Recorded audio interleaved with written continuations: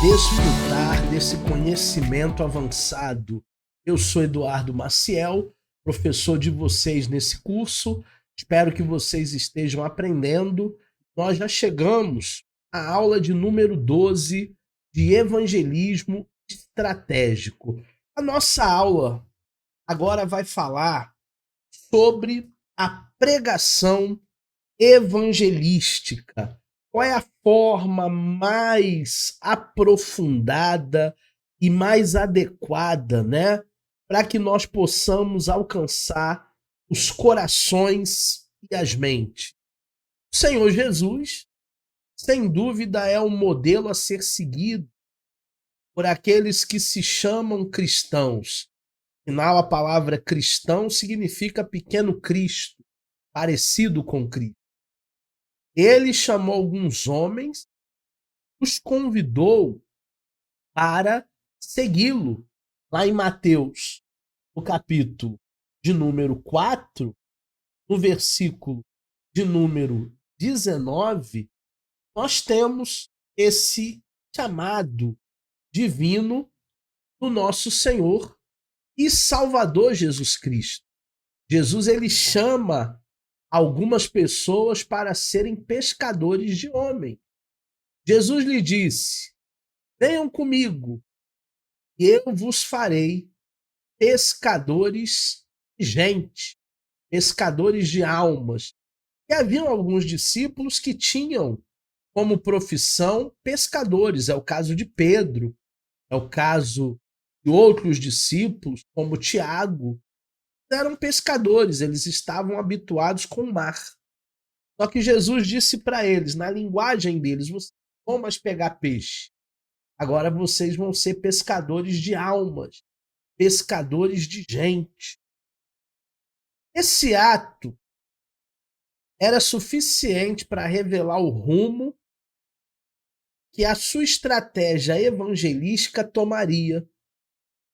Estava mais preocupado com as pessoas que com os projetos.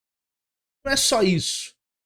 Eram pessoas simples, que não ocupavam nenhuma posição de destaque, status ou riqueza.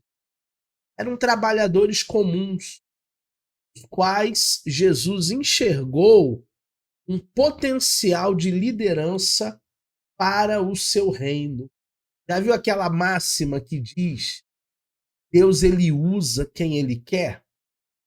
Deus, ele usa o doutor, médico, advogado, engenheiro, teólogo, professor, mas Deus, ele usa também simples pescadores, gente do povo, gente que fala a linguagem do povo, gente que entende o que o povo sofre, gente que interage de melhor maneira, sem barreiras nenhuma com o povão. Jesus escolhe 12 pessoas do povão. Gente que ninguém dava nada por elas, talvez, mas que Jesus enxergou nelas um grande potencial. Isso também pode fazer um pouco de sentido na nossa história, né? Mais improváveis, aqueles que nunca ninguém apostou em nós, mas que Deus nos escolheu. Depois de ter feito a sua escolha, o mestre passou a se dedicar a sua vida para aqueles separados para uma grande tarefa. O mundo creria nele por meio da mensagem do Evangelho anunciada por esses discípulos. Lá no Evangelho de João, capítulo 17, no versículo 20, nós temos essa informação preciosa de gente que foi escolhida a dedo por Jesus, homem simples, sem status, sem riqueza, sem grandes interesses, mas gente preparada para essa boa obra. E aqui no capítulo 17, no versículo 1, esse texto é muito, mas muito esclarecedor. Não peço somente por esse, mas também por aqueles que vierem a crer em mim, por meio da palavra eles falarem. Muita gente queria chegar a Deus através das palavras faladas, ditas através desses discípulos, da boca desses discípulos. Muita gente iria conhecer o evangelho de Jesus através dessa gente, dessa turma, porque Jesus sozinho não iria fazer, mas com 12, e depois 70, e depois 3.000, o evangelho chegaria até cada um de nós. Tem muito discípulo, tem muita gente envolvida. Os discípulos foram orientados a concentrar os seus esforços nas pessoas com maior potencial. Gente que fosse capaz de dar continuidade ao trabalho iniciado por eles. Que trabalho maravilhoso. Líderes em potenciais formando novos líderes. Essa é a base do discipulado, né? Discipulado é gente cuidando de gente.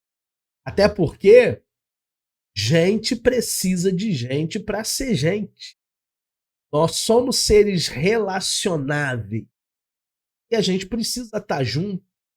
A gente já viveu muito tempo separado com os nossos orgulhos, com os nossos defeitos, nos achando os donos e os detentores da verdade.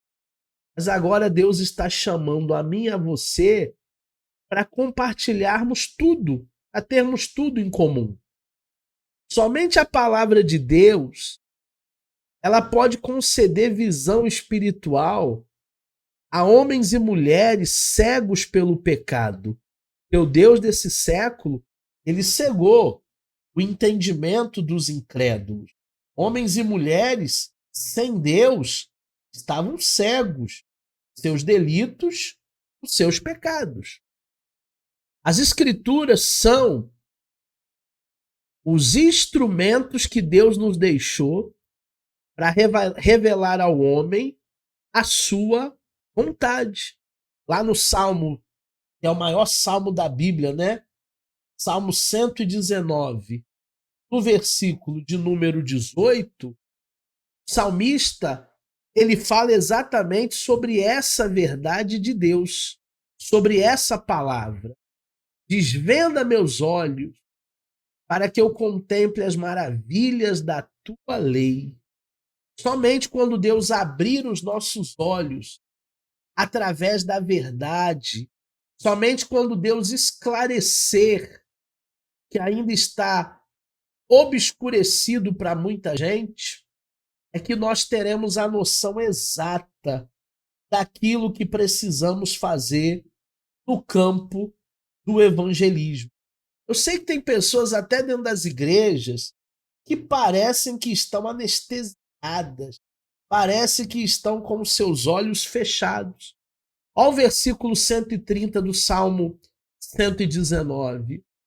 A revelação das tuas palavras traz luz e dá entendimento ao simples. Se a gente deixar todo o orgulho, toda a vaidade, toda a soberba, começarmos a ser pessoas mais simples de coração, eu tenho certeza que nós veremos a Deus. Tenho certeza que nós contemplaremos o grande Deus. Quero falar agora sobre ilustrações. A ilustração, ela é um método que pode ser aplicado pelo evangelista, pelo ensinador, para elucidar verdades muitas vezes difíceis de serem compreendidas. Sabia que tem coisa que eu falo como professor que as pessoas não me compreendem? Ah, mas por que as pessoas não compreendem?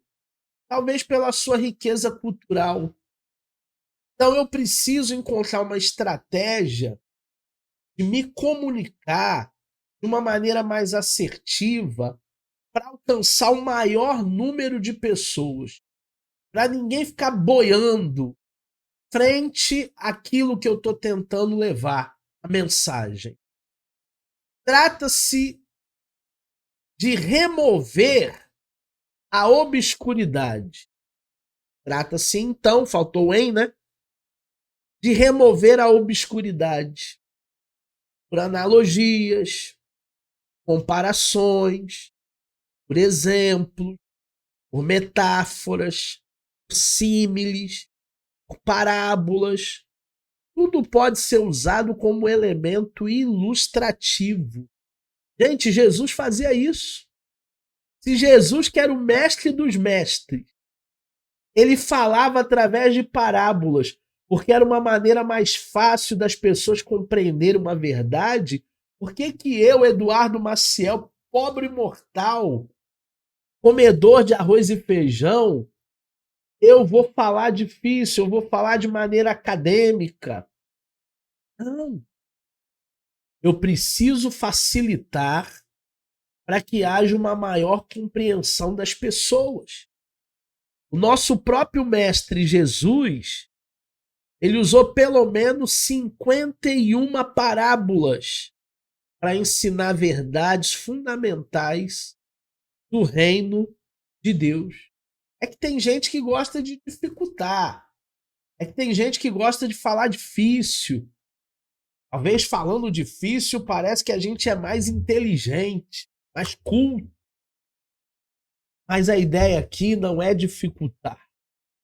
A ideia aqui é facilitar. Jesus, o nosso grande mestre, ele falava de uma maneira tão fácil, tão explicativa, que até as criancinhas elas compreendiam as parábolas. Seguindo o exemplo de Cristo, o apóstolo Paulo também fez ilustrações em seus discursos. E falou de Moisés atravessando o Mar Vermelho, da provisão do deserto. Paulo falou de Enoque, falou de Elias, falou de Noé. Paulo falou de Abraão, falou de Melquisedeque, falou de Abel. Falou até da meretriz Raabe e de tantos outros personagens para ilustrar sua mensagem. Então eu tenho aqui dois ícones. Jesus, filho de Deus, o dono de toda sabedoria, e Paulo, o homem que fundamentou a fé cristã. Se esses dois ícones, eles tentaram ilustrar, trazer através de parábolas, comparações, exemplos, símiles, metáforas, porque nós, no campo do evangelismo, precisamos dificultar. Não. Seja mais claro possível. Seja o mais compreensível possível. A gente se vê na próxima aula.